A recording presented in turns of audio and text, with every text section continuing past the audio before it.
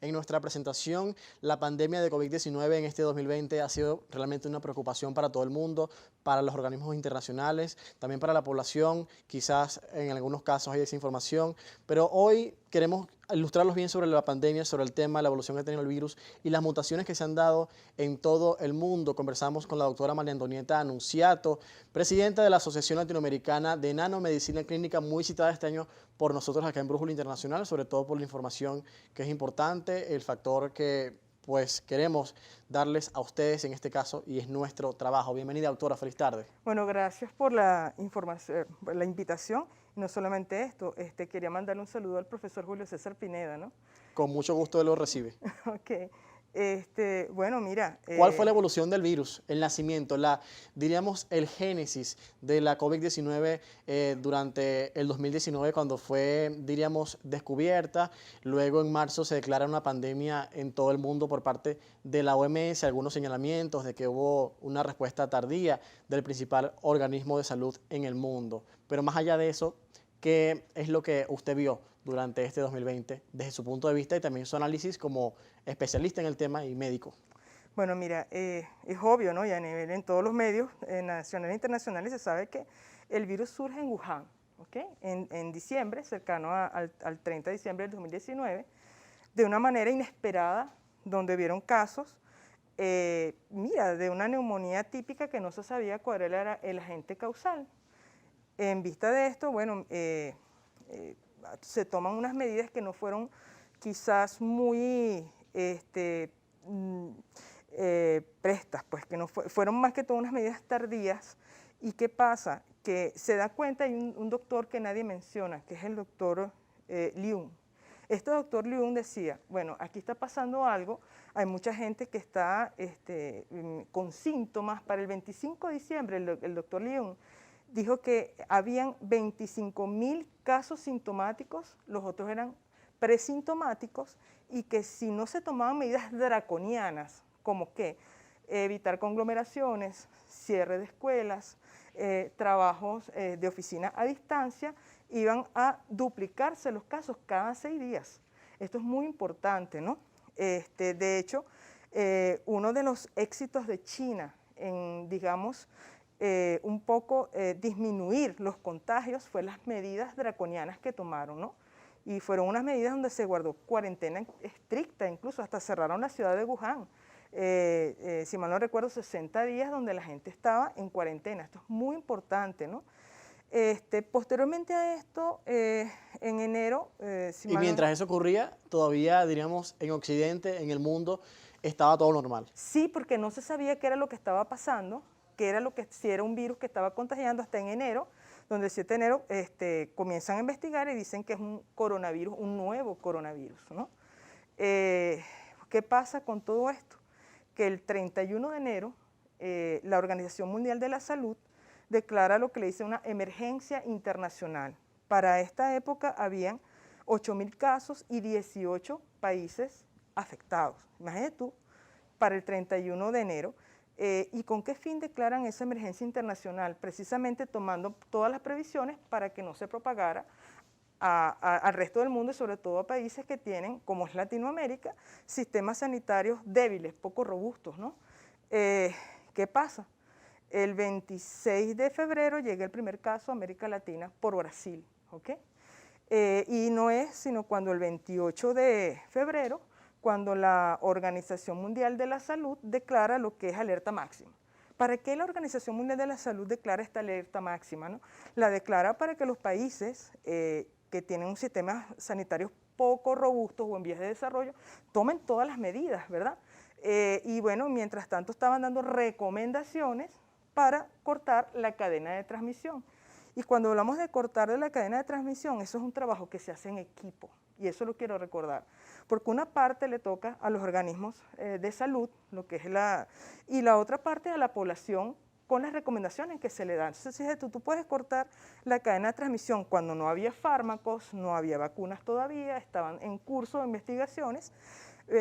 Mira, lo primero es detección precoz de los casos a través de pruebas diagnósticas. Mientras más pruebas diagnósticas hace una detección precoz de estos casos. Cuando los detectas, tienes que aislarlos, posteriormente tiene que haber rastreo de los contactos, ¿verdad? Y esos contactos son los que van a someterse a cuarentena. Eso es lo que le toca lo que es al área de los ministerios de salud, ¿verdad?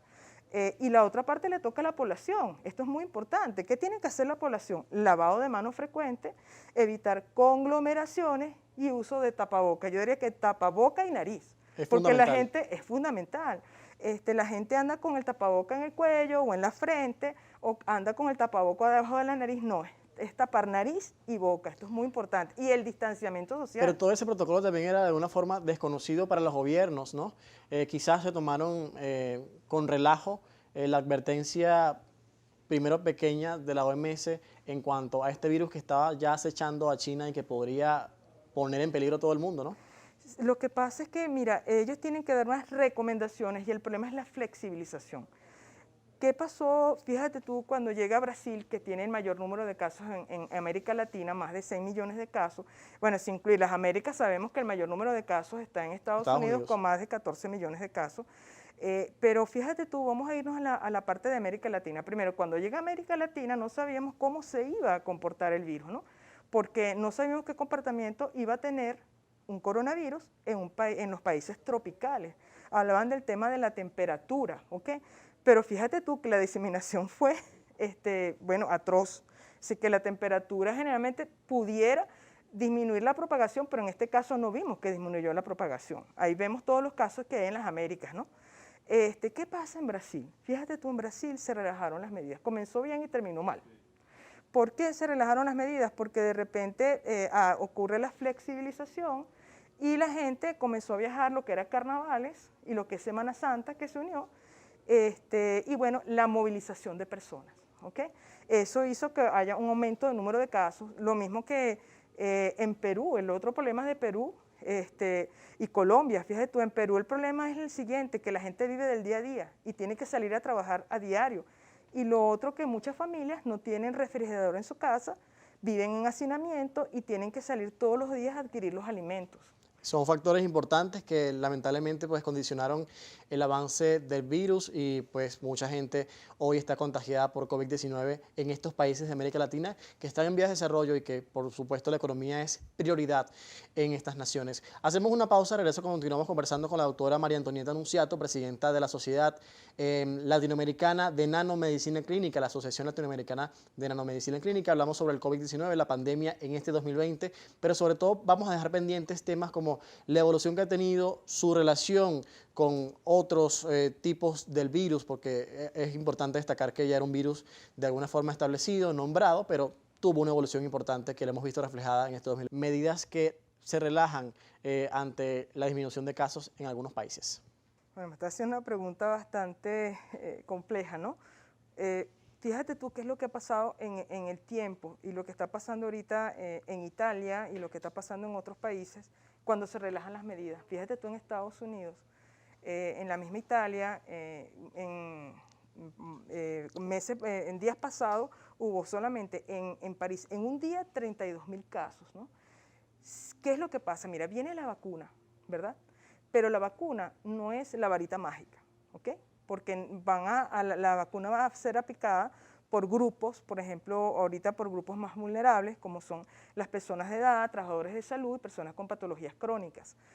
El hecho de que exista una vacuna y se estén experimentando fármacos no me va a decir que de inmediatamente va a disminuir los contagios, ¿no? Eso va a ser progresivo. ¿Y qué pasa? Si se relajan las medidas y las personas no guardan el distanciamiento social, no usan el tapaboca y como debe ser debidamente, que tape la boca y la nariz y no haya un lavado frecuente de manos y no cumplan medidas como evitar esas conglomeraciones, porque fíjate tú, ahorita toda la gente está reunida en fiestas sin tapaboca, no vamos a ayudar a disminuir, ¿verdad? Estos contagios. Digamos las proyecciones son inciertas en muchos sentidos porque las personas, el comportamiento del individuo es lo que ayuda a que la transmisión se haga posible. Eso Es decir, que el mundo todavía no ha aprendido de todos esos meses encerrados en confinamiento, volvemos a una nueva normalidad, pero quizás no aplicamos lo que en práctica estuvimos aprendiendo y pues tomando pues conciencia de lo que estaba pasando. Exactamente, las medidas. Y quiero hacer un llamado a la población general, ¿no? Sobre todo en esta época decembrina, ¿no? Bueno, yo sé que es diciembre, pero hay que cuidarse. Hay que cuidarse y evitar esas conglomeraciones, esas reuniones familiares. Fíjate tú que yo tuve una paciente que tuvo la forma leve y ella se contagió por el nieto, que se fue a una fiesta, el nieto, o una reunión de esos de jóvenes. Posteriormente contagió al papá y a los dos abuelos. Falleció el papá y los dos abuelos. ¿Ok? Esto Casos lamentables. son casos muy lamentables y es importante concientizar a la población mientras sigue lo que es la parte de vacunación. Sabemos que en América Latina no va a ser ya para allá en enero, quizás pudiera comenzar en abril, y bueno, mira, uno de los países pioneros en cuanto a inicio de vacunación sería aparentemente Chile, ¿no? Con la vacuna de Pfizer. Exactamente. Ya al corto plazo, en este presente sabemos que hay una segunda ola en algunos países importantes, sobre todo en Europa, en algunos casos también cercanos en América Latina, pero se habla ahora de una tercera ola y en este caso también podría hablarse de un repunte inmediato en el corto plazo ya en el mes de enero de 2021. ¿Cuáles son las proyecciones, lo que se espera como tal y el impacto que puede tener? Bueno, mira, sobre todo en los países pobres de América Latina, el impacto sería importante. ¿Por qué? Porque no solamente tenemos el problema COVID, tenemos el problema de paludismo, el problema de dengue, hay desnutrición. La COVID también, diríamos, ha afectado gravemente a otros problemas que ya existían, ¿no? Sí, porque tú puedes tener, que se está viendo ahorita en la práctica médica, una coinfección de dengue con COVID, ¿ves? Entonces puedes tener una persona que tiene VIH y COVID. Entonces, ¿qué pasa? O sea, todos sabemos que América Latina tiene sistemas sanitarios poco robustos, que no tienen una capacidad de respuesta, digamos, de inmediata y que pudiera tomar acciones en determinados casos. Pero fíjate tú, si nos vamos a Estados Unidos que tiene una capacidad de respuesta, fíjate lo que pasó en Nueva York, están colapsados los servicios de salud. Y esto es muy importante, ¿no? Y la gente no entiende que las personas, la comunidad, puede ayudar muchísimo a evitar esta propagación y que ocurran estas olas cuando hay una flexibilización. El hecho que le den flexibilización no significa voy a andar sin tapabocas, voy a andar como yo quiero, no. Y eso es lo que tú ves en la calle, que es lo más grave. Lamentable toda la situación que ha ocurrido este año 2020 con el COVID-19. Usted también ha presenciado comportamientos diferentes del virus. Ya se sabe que esta es una nueva cepa del coronavirus, ya descubierta en la década pasada. Diríamos el virus como tal coronavirus. Este año con esta denominación COVID-19 es una nueva cepa, pero ha tenido mutaciones en diferentes lugares del mundo. Sí, ¿Cómo mira, podemos resumirlo? vamos a resumir lo siguiente, mira, las mutaciones que se han evidenciado, fíjate tú que aquí tenemos un médico que es el doctor, bueno, un médico venezolano que está afuera, que es el doctor Panis Mondolfi, que él detectó las mutaciones que tuvo el virus en Maracaibo, ¿no? Simplemente fíjate tú que yo siempre traigo el dibujito, aquí tenemos el virus, ¿verdad? Y lo que le da el aspecto de corona es estas, digamos, como antenitas que tienen una puntita morada, que es la proteína espiga o proteína spike. Entonces, las mutaciones que detectó el doctor Mondolfi fue a nivel de estas proteínas espiga o spike. ¿Qué es lo que hace esto? Es la llave que abre la cerradura que está en la célula para que el virus penetre y pueda replicarse, ¿ok? El doctor Mondolfi detectó que habían mutaciones a nivel de la proteína spike y esas mutaciones, ¿qué es lo que hace? Que el virus sea más contagioso, pero no es más grave. Y te puedo decir que a nivel internacional los expertos dicen que no hay un consenso como tal que nos diga si una mutación es peor o es mejor, pero hasta los momentos las mutaciones que han ocurrido han sido que en este caso hacen el virus más contagioso, por los momentos. ¿Y tiene posibilidad de que eso continúe avanzando? A pesar de que ya entramos en una nueva fase, conocemos de alguna forma el virus, ya hay información sobre él, pero puede seguir evolucionando inesperadamente. Mira, para eso están los estudios de filogenética y el comportamiento humano, ¿verdad? Si la gente y la comunidad no ayuda, por más que nosotros querramos, van a colapsarse los hospitales. Y bueno, sabemos que no hay unos fármacos ahorita como tal, todos están en experimentación. Bueno, doctora, queremos agradecerle por acompañarnos la tarde de hoy. Importante la información que se está brindando sobre lo que pueda pasar en el próximo año 2021 y lo que ha sido el comportamiento en resumen del COVID-19 en este 2020, afectados por la pandemia. Amigos, hacemos una pausa. Buenas tardes, bienvenidos. Es un gusto tenerlo con nosotros. Igualmente, gracias por la invitación. ¿Cómo ha sido la evolución de esta pandemia, pero en el área farmacéutica, en los laboratorios donde se ha, diríamos, dado una serie de carreras, de propuestas, de ensayos clínicos para llegar a lo más esperado para poder de alguna forma mitigar los efectos del virus y que finalmente ya se ha dado en algunos casos? Sí. Bueno, tus televidentes pudieron ver varias apariciones, varias discusiones que hemos tenido hace unos meses, creo que fue 3 o 4 meses. Decíamos que esto era como un gran maratón, que había muchas personas o muchas compañías, laboratorios y países corriendo detrás de una vacuna. Y ya estamos viendo en las últimas semanas que los que van punteando el maratón ya están empezando a aparecer, inclusive hay algunos países en el mundo que han aprobado el inicio de la inyección de vacunas por fuera, los laboratorios ya han empezado como el Reino Unido, ¿no? Se espera que en cuestión de semanas sigan en otros países como Estados Unidos, ya Rusia, China también. Y Rusia también lo hacía, diríamos, con la vacunación de personas vulnerables, en este caso los médicos, los sanitarios que están muy cerca del virus y que atienden de primera línea esto, pero también están avanzando a otras escalas, ¿no? Sí, de hecho, hace pocos días empezó la vacunación en Rusia en personal de más riesgo, que son el personal de primera línea de los hospitales, y las personas que están más susceptibles, tú sabes, a partir de cierta edad, o personas que tienen enfermedad de base que comprometen la susceptibilidad a la infección. Y en el caso de, diríamos, lo que se veía a principios de año, que mucha gente, incluso los organismos internacionales, no daban buenas señales en cuanto al avance de una vacuna porque decían que era cuesta arriba, que era difícil, pero hemos visto a final de año todo lo contrario. ¿Cómo se vislumbra, cómo se evalúa ese contraste que existió a principios de año y que generó también mucha angustia en la población? Sí, recuerda que a principios de año las personas tenían la idea de que las vacunas duraban años en desarrollarse, inclusive la vacuna de la parotiditis fue la más rápida y fue durante 4 años. Entonces había esa interrogante si inclusive estas nuevas tecnologías, como las tecnologías de genéticas, podrían acortar eso, porque prácticamente ellos decían, estamos como en una guerra, hay un enemigo que es el virus y tenemos que aprobar en forma acelerada algo que nos ayude contra la pandemia.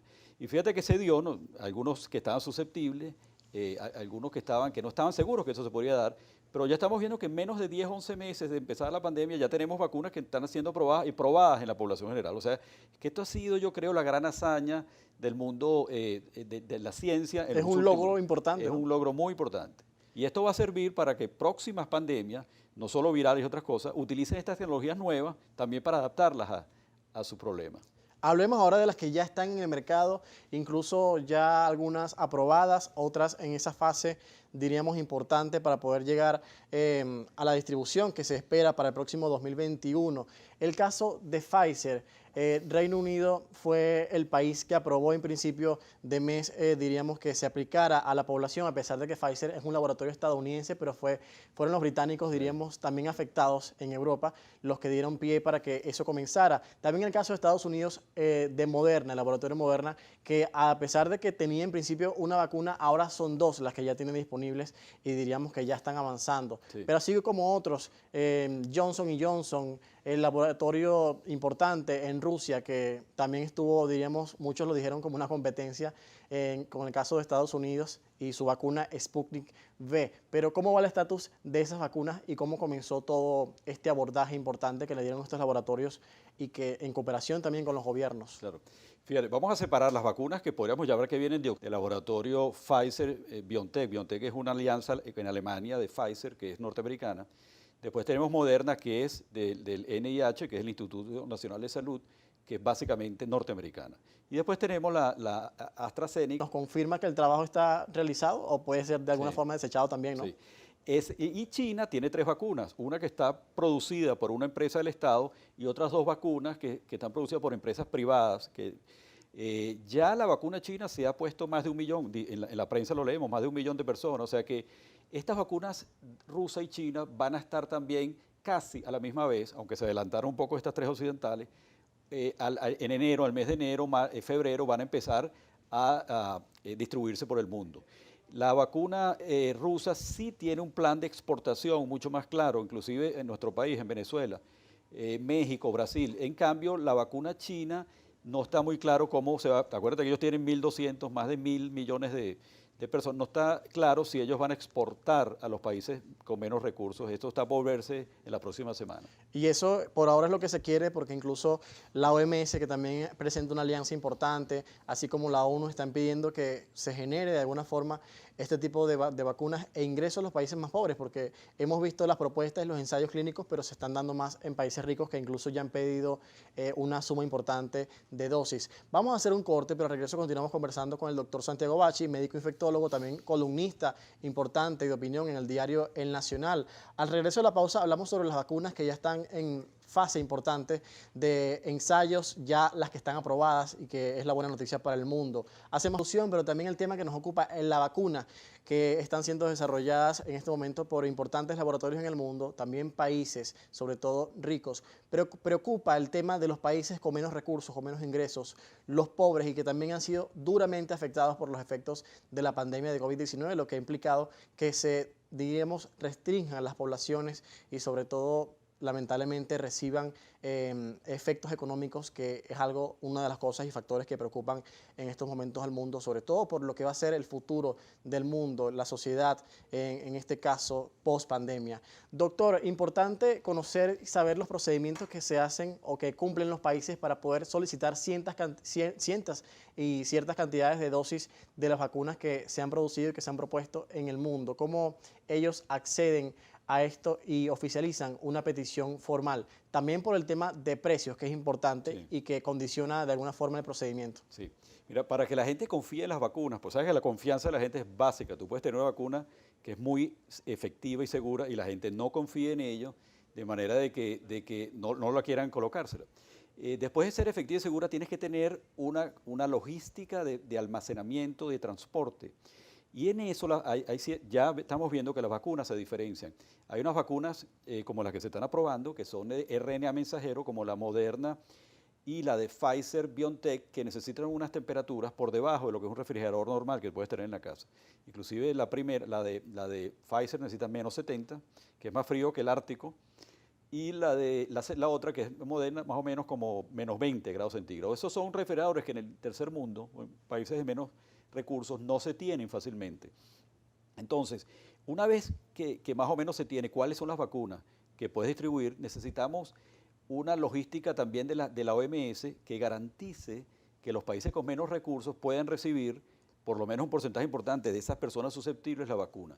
Si no sucede eso, si solo vacunas las naciones más ricas, no vas a acabar con la pandemia. Muchos expertos dicen que si se rezaga la vacunación por motivos geopolíticos o económicos, la pandemia va a durar no 1 o 2 años, sino 3 o 4 años. O sea que es importante que la OMS, a través de un programa que se llama COVAX, garantice, y lo está garantizando, que alrededor del 20% de la población más susceptible de cada país van a garantizarle las vacunas. Y van a hacer una mezcla de vacunas, no va a ser uno u otro, dependiendo del pool de vacunas que tenga la OMS.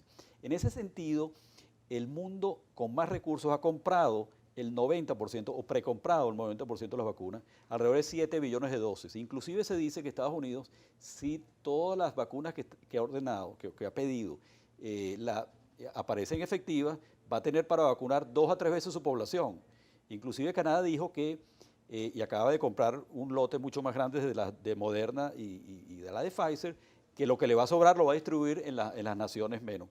Entonces falta por ver esta logística de geopolítica y de distribución en base a las capacidades, porque los países pobres no tienen los recursos para hacer contratos directos con las farmacéuticas, pero van a requerir de asistencia, como te digo, la OMS, etcétera, y de donaciones de países con más recursos, ¿no? Y algo que es muy importante, el tema de las dosis, porque tenemos una vacuna ya, pero ahora falta el procedimiento de aplicación, la logística que va a implicar, diríamos, que sea efectiva en la población también, eso se comprueba, pero hay ciertas dosis que, diríamos, cambian entre las propias vacunas, entre los antídotos. ¿Cómo se está viendo ahorita el caso, la evolución de las dosis que necesita la población para poder estar, diríamos, prevenido contra el virus, ¿no? Sí. La mayoría de las vacunas, con solo excepción de la Johnson & Johnson, que es una sola inyección, van a requerir 2 inyecciones con una separación entre 2 y 3 semanas, varía entre una y otra. ¿Ok? Y eso es muy importante tu pregunta, porque la primera dosis de la vacuna no te va a proteger a un porcentaje suficientemente alto para yo decir, ya tengo la protección de la vacuna. Tienes que tener una segunda dosis a la tercera o cuarta semana, y es al mes cuando tú podrías decir que ya tus niveles de anticuerpos están lo suficientemente altos para decir, yo estoy inmune. Eso es importante, o sea, la vacunación no va a ser, no es que vas a ir de viaje y te van a poner la vacuna y vas a llegar, no, ya estoy inmune. No, eso tarda el cuerpo en responder con la elevación de los anticuerpos. Muy importante lo que tú dijiste del precio. Fíjate, hay una gran diferencia en el precio. Por ejemplo, la de Oxford Seneca es la más económica. Va a costar alrededor, estuve leyendo, alrededor de $4 por dosis, más o menos 8 o 10 dólares las dos dosis, ¿no? Hasta llegar a la más costosa, que sería la Moderna, que puede ser entre 40 y pico de dólares. Entre ellas están la de Gamaleya, alrededor de $20, o sea, la rusa, que no es tan económica como la de Oxford. También está la china, que también va a estar por encima de los $15 las dos dosis. Y la de Johnson Johnson, que va a ser la segunda más económica, alrededor de 10 a $15. Entonces, como puedes ver, cuando un país con ya problemas económicos, con recursos limitados, va a pedir esta cantidad de millones de dosis, es prácticamente incomparable las vacunas más costosas, a menos de que hagan una donación o algún pacto entre las naciones con más poder adquisitivo y las naciones con menos poder, a través de estos organismos con la OMS, etc. El tema de Pfizer también es importante porque ellos mismos han afirmado de que no van a recibir ningún ingreso, diríamos, o van a buscar costear para su empresa, para su beneficio, algún recurso económico, sino más dice que la de Moderna tiene apenas 3 meses de inmunidad para la población y eso se está, diríamos, confirmando, ¿no? Sí. Bueno, eso hay 3 cosas que no se sabe, fíjate. La vacuna, este 94-95% que has oído de las vacunas de Pfizer y Moderna, es para no tener infección sintomática. Acuérdate que ellos le ponen a un grupo placebo, otros no, y vieron que los que le colocaron placebo desarrollaron infección clínica de COVID, de coronavirus, versus los que no le provocaron. Por eso dice que tiene 90 y pico por ciento pero lo que no se sabe es si eso te va a prevenir la infección asintomática o que tú transmitas la enfermedad. Eso todavía no se sabe, a igual que la duración Tenemos que esperar meses para ver realmente los estudios que dicen de cuántos meses van a durar, ¿entiendes? Y si va a ser como la vacuna de la influenza, que se pone una vez al año, o se va a tener que poner menos frecuente o más frecuente. Esas son cosas que todavía los próximos meses nos aclararán. Hay un tema importante también que tiene que ver con, diríamos, la vacuna divide el mundo. Hay una carrera importante, una competencia que se ha visto en ciertos países. Algunos atribuyen el caso de Rusia y Estados Unidos. Estados Unidos fue uno o el primer país que en el caso de Moderna se dio luz verde a que se siguiera produciendo y también estudiando la fase 3, la efectividad que se logró alcanzar. Luego salió Rusia, e incluso cuando Moderna habló sobre la efectividad de su vacuna, Rusia el otro día también replicó la información. Pero más allá de eso, su análisis sobre el futuro de esto, las poblaciones que podrían quedar vulnerables ante esto, sobre todo los países con menos acceso a los recursos, los más pobres, ¿esto los afecta del todo? ¿Podría generar una afectación importante, consecuencias graves en las poblaciones de estos países? Claro, tú lo has dicho muy bien, los países que no logren una vacunación de un porcentaje importante, recuerda que tiene que ser por encima del 50% de su población vacunada, probablemente van a tener los estragos de la pandemia un poquito más allá, disminuyendo la recuperación económica. Recuerda que la vacuna, desde el punto de vista económico, lo que busca es una vuelta a una nueva normalidad lo más rápido posible, de manera que la actividad económica se pueda recuperarse, que ya está suficientemente golpeada por la pandemia. Entonces, aquellos países donde no logren controlar la pandemia, ya sea por las medidas de salud pública o las de vacunación, son los que más se van a retrasar su recuperación, ¿no? Y entonces, sin duda, yo creo que esto es un gran desafío para las relaciones internacionales, para las relaciones geopolíticas, para la justicia realmente, si podemos llamar la justicia mundial. Decir que si nosotros, como te dije al principio, no controlamos este virus, esta pandemia, en todas las regiones del mundo, no tiene ningún sentido que se controle con la movilidad internacional que tenemos en los países con más recursos y dejen a los países con menos recursos, porque probablemente no van a terminar tampoco ellos la pandemia si no logramos que las otras personas, lo que te dije el sur global, que es un término del Banco Mundial, para los países que más tienen gente y muchos de ellos tienen mucho menos dinero.